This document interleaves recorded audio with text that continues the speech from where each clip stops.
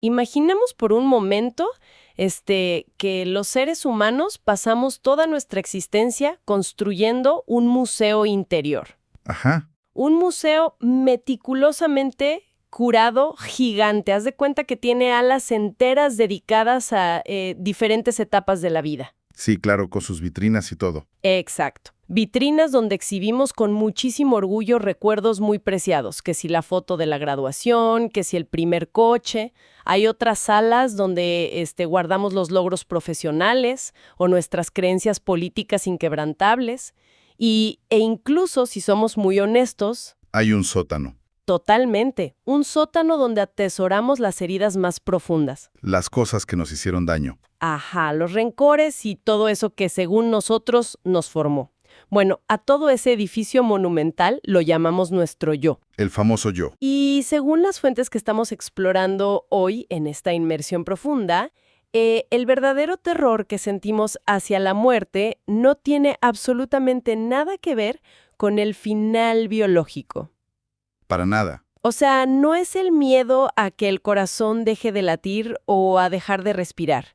El terror absoluto, el pánico que nos quita el sueño, es la sola idea de que ese museo entero, con todas sus exposiciones y colecciones que tardamos décadas en armar, se venga abajo de un segundo a otro. Y desaparezca para siempre. Que desaparezca. Es una imagen bastante fuerte, de esas que te mueven el tapete en cuanto las escuchas. Sé muchísimo. Pero captura a la perfección el núcleo de lo que vamos a analizar. La premisa central aquí es que el miedo a la muerte es, en el fondo, el miedo a perder todo ese contenido psicológico, todo eso que hemos acumulado con tanto esfuerzo. Es el terror a la pérdida de la identidad, básicamente. Exactamente. Y precisamente de eso va el tema central de esta inmersión profunda. De esa relación entre el miedo a la muerte, la construcción de nuestra identidad y la propuesta que suena loquísima al principio, la verdad, de soltar todo ese peso psicológico para verdaderamente empezar a vivir. Que no es poca cosa. No para nada. Y para lograr entender esto, tenemos sobre la mesa un par de fuentes muy particulares. Son notas y textos filosóficos que llevan por título Morir en vida y Morir antes de morir. Títulos bastante provocadores. Sí, y la verdad funcionan como una radiografía incómoda. O sea, son textos que no vienen a dar a palmaditas en la espalda, pero que potencialmente son una herramienta súper liberadora sobre cómo funciona la conciencia humana. Y creo que aquí vale la pena hacer una pequeña pausa. A ver. Para dejar algo súper claro a quienes nos escuchan. Nuestra intención aquí no es tomar partido. Ah, totalmente. Qué bueno que la mencionas. Estos textos tocan temas que pueden cruzarse con creencias religiosas o espirituales muy arraigadas en muchas personas. Y no estamos aquí para endosar ninguna postura, ni de un lado ni del otro. Cero. Simplemente vamos a exponer estas reflexiones de forma imparcial para ver qué podemos aprender de ellas, ¿no? Y es un análisis que vale toda la pena hacer, porque los textos no se guardan absolutamente nada. Desafían directamente muchas de las narrativas culturales y, digamos, los consuelos que la humanidad ha construido a lo largo de los siglos. Nos obligan a mirar hacia lugares donde normalmente, preferimos voltear la cara. Exacto. El objetivo de nuestra inmersión profunda de hoy es destilar las pepitas de oro de estos textos para ofrecer a nuestra audiencia un atajo hacia una claridad mental asombrosa. Queremos extraer lo esencial para que nadie se sienta abrumado por la densidad que a veces tienen estos tratados filosóficos. Bajarlos al día a día. Justo, traducirlo a lo cotidiano.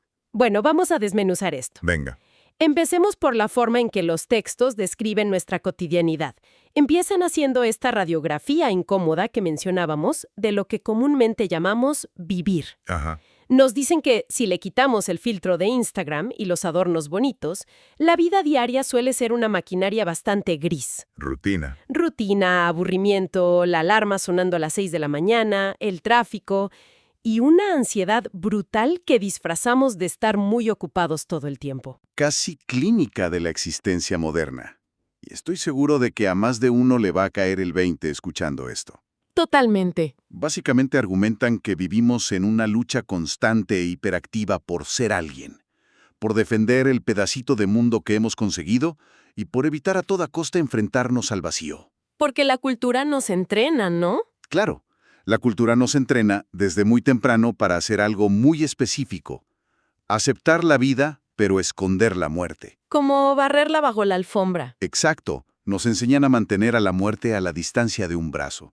Como si fuera, no sé, una falla en el sistema, y no una parte natural del mismo. Claro, porque hablamos de la vida cuando vemos un cielo despejado, cuando nace un bebé o cuando hacemos el plan de retiro a 20 años. Pero el colapso, el silencio final, la enfermedad, a todo eso lo apartamos rapidísimo. Sí, no queremos verlo. Del que solo se habla en voz baja, ya sabes, en los pasillos de un hospital. Y al hacer esa separación artificial, ignoramos la naturaleza brutal y directa de lo que la muerte hace de verdad. En las notas hay una analogía brillante que resalta este punto. Dicen que la muerte es un acto absoluto de despojo. A ver.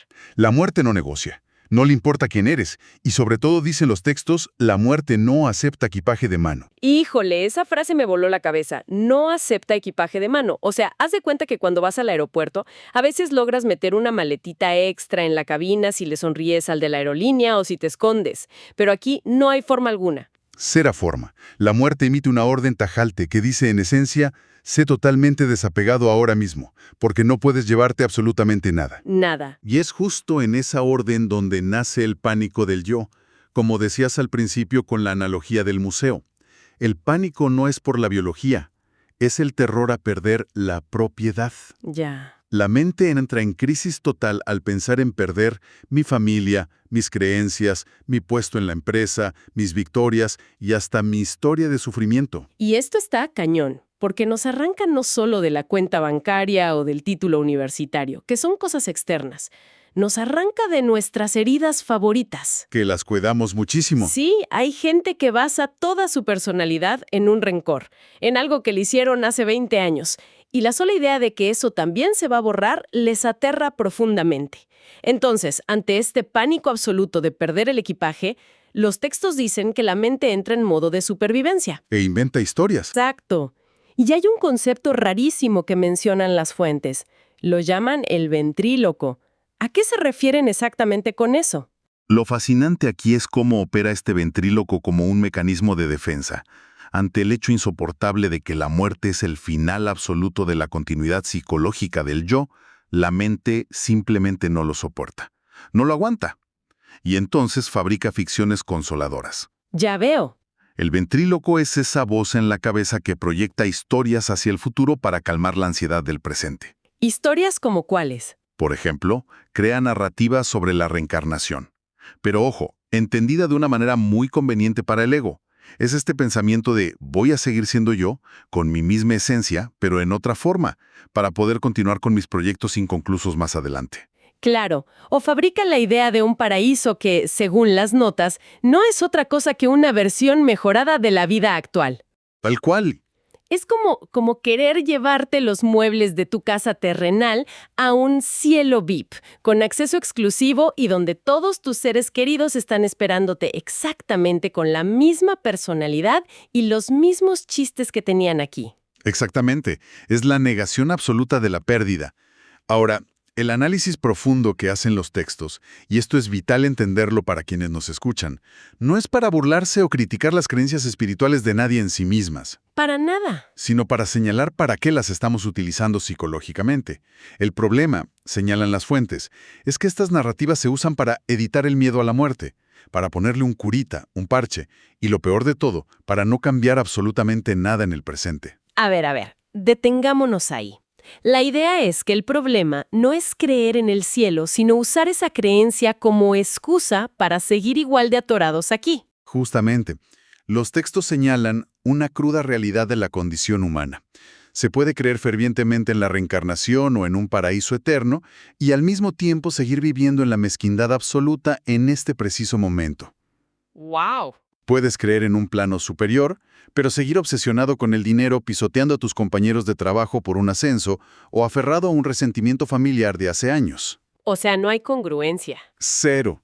Las creencias sobre el después muchísimas veces solo sirven para justificar o para tolerar el desastre del ahora.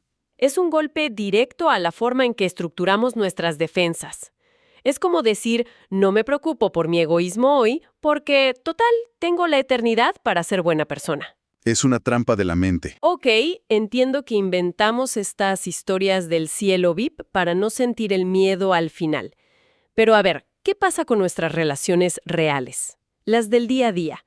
¿Cómo afecta este pánico a la forma en que amamos a nuestra pareja o a nuestra familia en el presente? Es un tema central en los textos. Porque abordan el tema del apego de una forma súper confrontativa, la verdad. Lo hacen sí, y es una perspectiva muy dura pero necesaria de analizar. Describen el apego como la corrupción más elegante del mundo, o la más respetable socialmente si lo quieres ver así. Y argumentan algo que a muchísima gente le va a incomodar profundamente. Ajá. Nos dicen que, en realidad, a través del apego, no amamos a las personas tal como son. Pero a ver, eso suena súper radical, hasta cínico. O sea, ¿cómo que no amamos a las personas? Si alguien dice, adoro a mi mejor amigo o a mi pareja con toda mi alma, ¿qué está amando entonces según este texto? Según esta filosofía, el apego nos hace amar la imagen que tenemos de esas personas. La imagen. Sí, amamos la función que cumplen en nuestro guión personal y sobre todo el consuelo que nos brindan. Básicamente, la lógica oculta del apego dice algo como, te necesito aquí, a mi lado, comportándote de cierta manera predecible para no tener que enfrentar mi propia soledad, ¡Auch! para no ver mi propia confusión y mi vacío interno. Y al hacer esto, convertimos a la otra persona en un objeto para nuestra propia tranquilidad psicológica. O sea, ¿los volvemos rehenes de nuestra necesidad de sentirnos seguros? Literalmente. Es súper sutil porque socialmente lo aplaudimos. Le llamamos amor incondicional, hacemos películas románticas sobre eso, pero en el fondo, según esto, es profundamente destructivo y egoísta. Muy egoísta. Y esto nos lleva a un terreno aún más pantanoso en los textos, que es cuando perdemos esos apegos, cuando enfrentamos el duelo. El duelo es la prueba de fuego de todo esto. Las fuentes tienen una cita sobre el duelo que de verdad me dejó helada. Sí, hacen una observación brutal sobre ese proceso. Sugieren que el duelo, muchísimas veces, es autoadoración disfrazada. Uf. Dicen que es el personaje llorando la pérdida de su propio reflejo. A ver, espéreme un segundo para procesar esto porque es fuertísimo. ¿Me estás diciendo que cuando lloro a alguien que falleció o que se fue, en realidad me estoy llorando a mí? Es una forma muy cruda y directa de ponerlo, pero sí. No es necesariamente el otro, como un ser independiente y libre, lo que duele perder con tanta desesperación, sino el significado que esa persona o esa situación tenía para el yo. Ok. Piénsalo con un ejemplo fuera de lo vital, para que sea más fácil de digerir. Si pierdas un trabajo de muchísimo prestigio, ¿lloras por no ver ese escritorio de caoba y las juntas de los lunes a las 8 de la mañana? ¿O lloras al yo exitoso, al yo poderoso e importante que ese trabajo te permitía ser ante los ojos de los demás? Claro. ¿Y si lo llevamos a una relación? Si termino con mi pareja, igual y no lloro solo porque esa persona ya no esté. Lloro porque me aterra volver a ser el soltero del grupo. O lloro a la versión de mí que se sentía súper amada y validada por esa persona. Exactamente. Es la pérdida de lo que esa persona me hacía sentir sobre mí. ¡Qué fuerte! Es una píldora difícil de tragar, pero verla con claridad es el primer paso absoluto para desactivar ese sufrimiento. Totalmente de acuerdo. Ahora, aquí es donde se pone realmente interesante, porque la lectura da un giro expansivo enorme. Sí, se abre por completo. Pasa de esta disección súper íntima, muy personal y un poco dolorosa del yo a algo mucho más grande, a nivel macro. Revela que todo este contenido de la mente del que hemos estado hablando, los miedos, las culpas, los placeres pasados, la ansiedad constante por pertenecer o por el qué dirán, en realidad no es propiedad privada. No, para nada. No es un drama exclusivo tuyo o mío. Si conectamos esto con el panorama general, la conclusión a la que llegan es asombrosa. Todos tendemos a pensar que nuestro sufrimiento es muy nuestro, ¿no? Que nuestros traumas, nuestros miedos y ansiedades son únicos, como si tuviéramos una huella digital psicológica irrepetible. Claro, el famoso nadie me entiende. Exacto, pero los textos argumentan que si observamos bien y quitamos la escenografía superficial, encontraremos exactamente la misma culpa, el mismo miedo al fracaso y la misma necesidad de pertenecer en un ejecutivo en una oficina de lujo en Polanco que en un estudiante en una aldea rural en Asia o en un trabajador en una favela. O sea, la misma ansiedad que siente el director de una multinacional por no perder su bono a fin de año es la misma ansiedad estructural que siente un chavo por no reprobar un examen o por no ser aceptado en un grupo de amigos. ¿Es la misma raíz? El envase cambia, la ropa cambia, el idioma cambia por completo, pero el software del miedo es idéntico. Exactamente. La conciencia humana es un campo común. Es un mismo tejido. Nuestro yo, con todas sus anécdotas personales e historias de éxito o de fracaso, es solo lo que los textos llaman un pliegue local en ese gigantesco tejido que comparte toda la especie. El clima psíquico de la humanidad entera. Esa metáfora me parece increíble, pero ¿qué implicaciones tiene esto en la práctica? Porque suena a que estamos, atrapados en una red gigante sin salida. Bueno, tiene una consecuencia que es brutalmente hermosa y de un peso enorme. A ver. Significa que, cuando sostenemos internamente nuestro resentimiento, nuestro apego ciego o nuestra violencia psicológica, por más sutil que sea esa violencia, no lo estamos haciendo solo en nuestra supuesta vida privada. Ok. Básicamente, los textos sugieren que no existe tal cosa como una vida privada a ese nivel profundo. Al aferrarnos a nuestro sufrimiento y defender a nuestro ego a capa y espada, estamos sosteniendo y alimentando la estructura global del sufrimiento humano. Le estamos echando más leña al fuego. Estamos echándole más leña al fuego del clima psíquico de la especie entera. Pero la otra cara de la moneda debe ser igual de poderosa, ¿no? Digo, si somos parte del mismo tejido, entonces si logramos ver nuestro propio mecanismo de miedo, nuestro propio ventríloco operando, y verdaderamente lo soltamos, cambiamos ese campo común. Literalmente. Cuando alguien en la intimidad y el silencio de su propia mente comprende profundamente su apego y decide dejarlo caer, introduce una pequeña fractura en la continuidad de sufrimiento de toda la humanidad. ¿qué impacto? Cambia la estructura de la conciencia humana, aunque sea 1 milímetro. Quitarle peso al yo a nivel local es quitarle peso al yo en todas partes. Es un acto que repercute en la totalidad porque todos compartimos el mismo sustrato. Entonces, ¿qué significa todo esto en realidad? Porque aquí es donde me urge que aterricemos el concepto central que da título a uno de los textos, este concepto de morir antes de morir. Y quiero hacer una pausa y aclarar con muchísima vehemencia, basándome estrictamente en las notas, que las fuentes no están hablando en absoluto de un acto físico. No, por favor, no. No proponen ninguna clase de daño, ni sugieren que empaquemos nuestras cosas y nos vayamos a vivir a una cueva en la sierra para aislarnos, ni mucho menos hacer votos de pobreza material. Es vital hacer esa distinción para no malinterpretar el mensaje. Morir en vida o morir antes de morir, en el contexto de estas fuentes, se refiere a una limpieza psicológica profunda y radical. Ok. Se trata de terminar a nivel mental y emocional con todo eso que nos ata al pasado. Es dejar morir el apego, dejar morir la historia repetitiva de lo que me hicieron y disolver la identificación constante con el contenido de la mente. Soltar las maletas que decíamos al principio. Exacto. Y lo verdaderamente crucial es que esta muerte del ego debe ocurrir mientras el cuerpo biológico sigue lleno de energía, vitalidad y lucidez. O sea, es no esperarnos al último minuto cuando ya estás en una cama de hospital, cuando ya no hay opciones ni energía, para darnos cuenta de que cargábamos cosas inútiles toda la vida. Exactamente. Es dejar de arrastrar toneladas de pasado todos los días nomás para ir a la oficina. Por ejemplo, soltar esa necesidad súper agotadora de mantener una marca personal perfecta en redes sociales o en el trabajo. Dejar que esa imagen, que es falsa, muera. Es ver con tanta claridad el daño que causa sostener ese equipaje. Esa dependencia, la ansiedad por el estatus, el miedo constante a perder tu imagen. Es verlo tan claro que simplemente se vuelve imposible seguir sosteniéndolo. Se cae por su propio peso. Se cae solo. Y al soltarlo, ocurre esta muerte psicológica que paradójicamente abre un espacio inmenso, limpio y silencioso para vivir de verdad.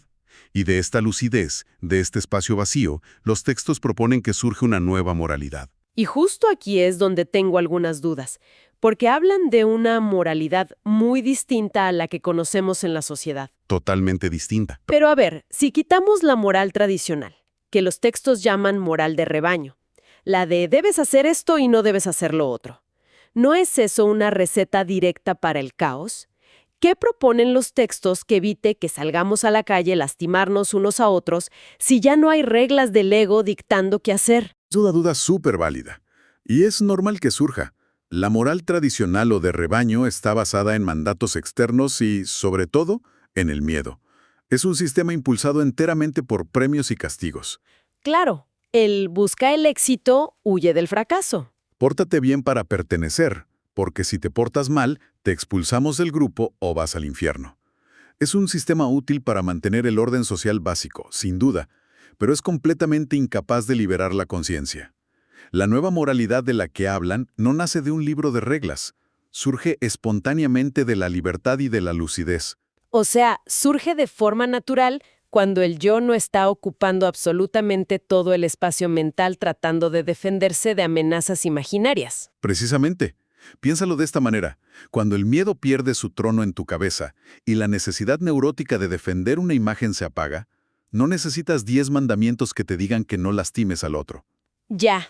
La compasión deja de ser una virtud forzada o un ideal inalcanzable por el que tienes que esforzarte sudando la gota gorda.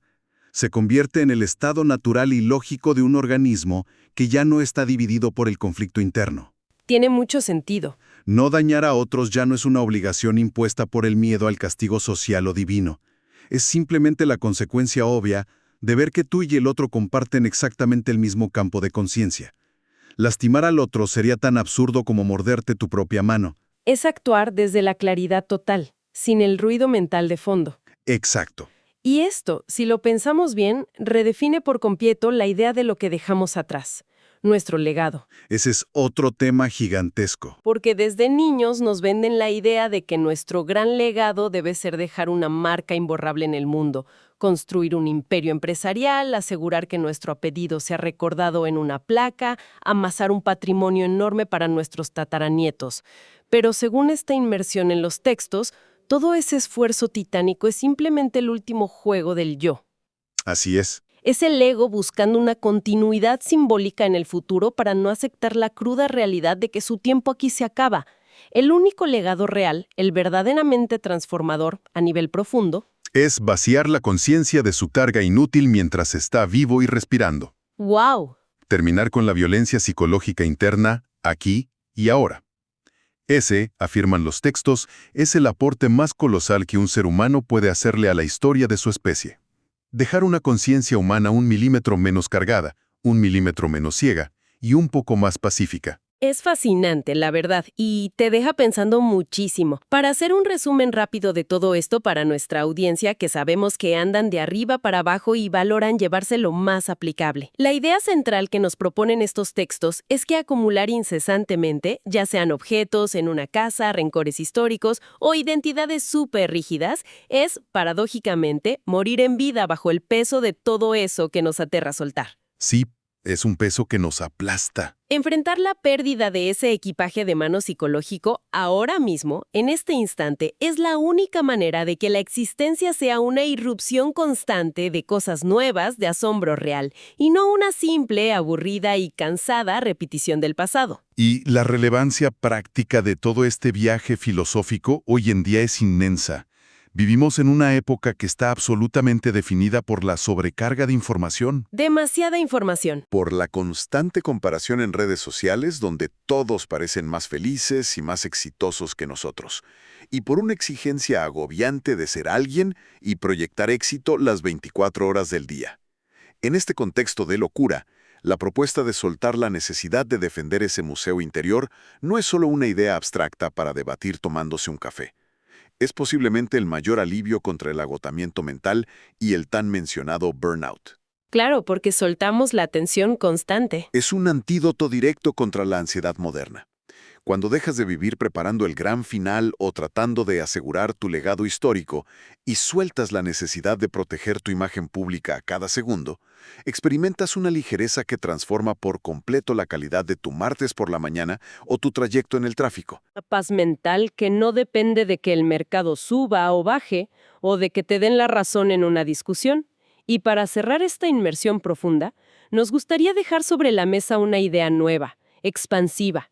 construyendo sobre todo esto que nos han aportado las fuentes y que a mí, en lo personal, me dejó dándole vueltas al asunto. Claro. Si la conciencia humana es realmente como un software compartido, y cada apego, cada berrinche del ego o cada miedo que logramos soltar limpia 1 milímetro de ese código general. ¿Qué pasaría si empezamos a ver nuestros conflictos diarios, la ansiedad en la oficina o las peleas familiares no como batallas personales que debemos ganar y sufrir aislados en nuestro rincón, sino como oportunidades directas para depurar la matriz de toda la humanidad? Tal vez la verdadera inmortalidad no se trata de lograr que nuestro pequeño yo dure para siempre en una estatua o en un cielo VIP, sino de disolverlo con tanta gracia y lucidez en el presente que el mundo entero por un instante se vuelva un poco más ligero.